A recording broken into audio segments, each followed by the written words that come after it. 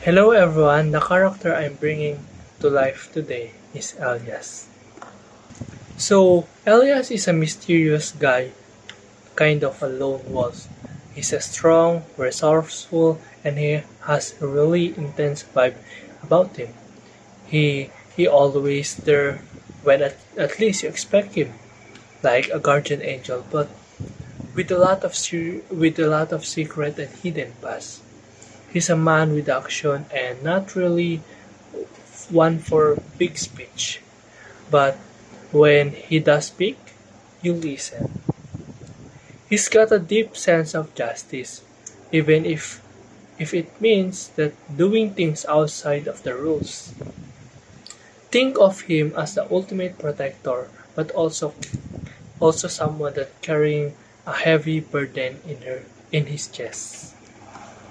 So, what's basically his role in Ole Metangere? So, Elias is basically the parallel protagonist of Crisostomo Ibarra. While Ibarra tries to reform things from the inside, Elias believes that in more radical approach, a revolution.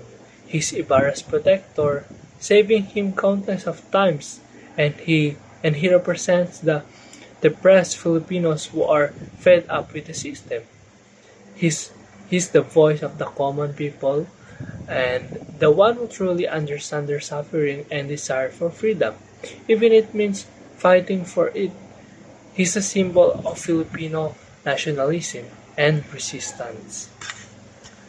So, the famous line of Crisostomo Ibarra is, I die without seeing the dawnbreak upon my country. You will see it. Great it and don't forget those who fell in the darkness of the night.